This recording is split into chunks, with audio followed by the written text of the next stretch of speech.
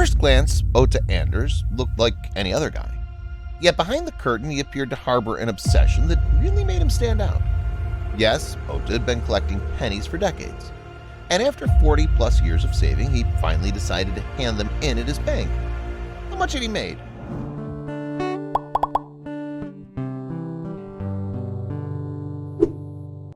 It's a fascinating story. Would you have the willpower to save coins for that long? We're not sure if we could do it. But at the same time, Otha's exploits also raise a few questions.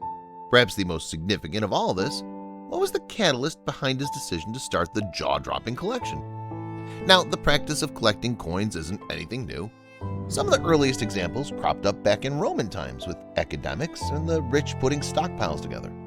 Augustus Caesar was even rumored to be into it too. Then again, we doubt any of them assembled a hoard quite like Otha's. Anyway, it took some time before the hobby really got started to gain steam with the public. In fact, we've got to fast forward to the 19th century to see it take shape. It's quite a jump, right? From there, the quirky activities continue to endure all the way up to today, as Otha's tale shows. But why do people do it? Well, the KTEN website offered up a number of potential explanations. For instance, unlike certain hobbies, stockpiling coins couldn't be simpler. It doesn't require a great deal of effort to get a collection going. Did that play a part in Otha's decision to save his pennies for over 40 years? KTEN also noted that some collectors love the historical aspect of the hobby. Others use it as a way of educating themselves about the manufacturing process of coins. And then there are just those who want to harvest the metallic materials they've created to earn cash in the future. With that in mind, it's a hobby with many different aspects. But do any of them explain why Otha kept hold of all those pennies, though? Not quite. To go into more detail on that front, he opened up to USA Today in October 2015. His reasoning might catch you off guard, so be prepared. You see, after Otha stumbled across a loose coin over 4 decades ago, something clicked. He explained, "I became convinced that spotting a lost or dropped penny was an additional God-given incentive reminding me to always be thankful. There have been days when I failed to pray, and more often than not, a lost or dropped penny would show up to remind me." So Otha started to stack up these pennies at his home in Louisiana. Sounds innocent enough, wouldn't you say? His partner and their kids certainly didn't seem to have a problem with it. But before long, the dad wasn't just keeping hold of the coins that he'd find while he was out and about. Yep, from a certain point, Otha flat out refused to use any of his own pennies when buying stuff at stores. Instead, he'd try to walk away from the cash register with even more to add to his collection. As per USA Today, the Louisiana resident did that by asking for no less than 3 of them in his change. And just like that, the pennies really started to stack up. It was an unusual way to go about things, to say the least. Otha also developed an intriguing principle during that same period. Once those around him realized what he was doing, he received coins from them too. There were conditions, though. "I would never spend a penny. I would break $1 before giving up a penny," Otha recalled. "But I never allowed anyone, not even my wife nor children, to give me pennies without being compensated. I wanted the inner satisfaction that God and I acquired this collection." The family man worked at a local school, looking after kids who'd been in school suspended. And word soon traveled among those youngsters about his quirky coin collection. How did the kids respond to that? Well, they also wanted to help Otha out in increasing his hoard. So before he knew it, they'd begun to collect loads of pennies themselves, ahead of swapping them for the equivalent value. Talk about bizarre transactions. On that note, the pennies continued to come in as the years rolled on. Yet now we can't help but ask, was there ever a time when Otha at least considered parting with them? Well, he flagged up an interesting period during a television interview, suggesting that he could have done something with all the coins in his house decades ago. Back in the late 1960s or early 1970s, the government was giving $25 extra for every $100 of pennies that you turned in, Otha explained. But even then, I refused to turn my pennies in to earn that extra $25 per 100. We wonder how much he could have made during that spell. By sticking to his guns, though, Otha boasted a truly staggering collection going into the fall of 2015. We hope you're ready. Incredibly, he'd filled up 15 5-gallon containers with his pennies. Nope, that's not a mistake. 15. Holy smokes! Back with us? Awesome.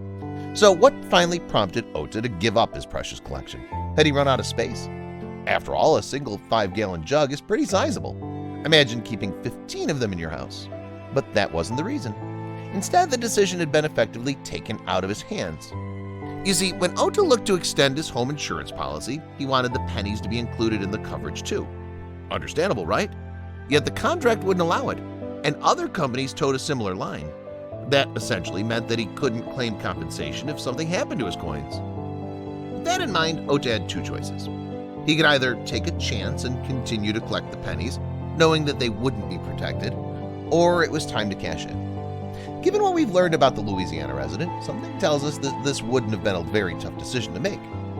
Otha eventually opted for the safer choice, which brings us back to the moment when he arrived at his bank. It was quite the scene. Due to the sheer number of jugs in his possession, the dad couldn't bring them in by himself. On top of that, a normal-sized vehicle wouldn't have been big enough to carry all the containers either. So what did Otha do then? Well, he called upon some relatives and pals to assist him on his journey to the Ruston Origin Bank, which began with them placing the 15 jugs inside a truck. And once he got there, it's fair to say that the staff was a little baffled. We don't blame them. It was an unusual situation. Touching on that, the bank's vice president also spoke to USA Today in October 2015. Her name's Jenny Cole, and she confirmed that Otha had been with the firm for years before this. "We value his business, as we do all of our customers," Cole said, "but if we can help him with his endeavors, we're happy to do so." Anyway, Otha's party and some of the workers at the bank started to wheel the jugs off the truck with carts.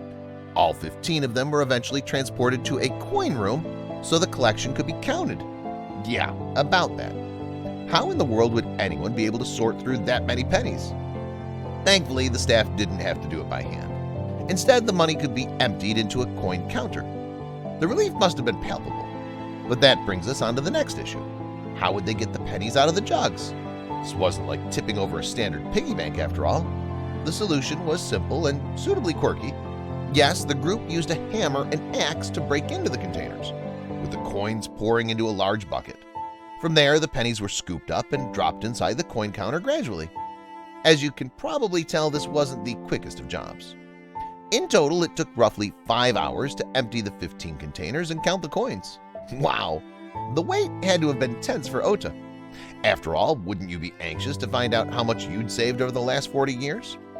He got his answer in the end, and it's sure to blow your mind. Overall, Otha had been sitting on a sum of $5,136.14. To break it down even further, that came to roughly 500,000 pennies. Staggering numbers, wouldn't you agree? Well, the timing couldn't have been better. You see, he needed to make a large payment to his dentist following a costly visit. So the 5,000 plus was more than enough to cover that, leaving a decent portion behind. Otha planned to spend that remaining money on a vacation with his relatives, as well as leaving some aside to hand to his church. Good for him. Don't forget to share this video with your friends and check out JoJoStories.com for more jaw-dropping content we're sure you'll enjoy.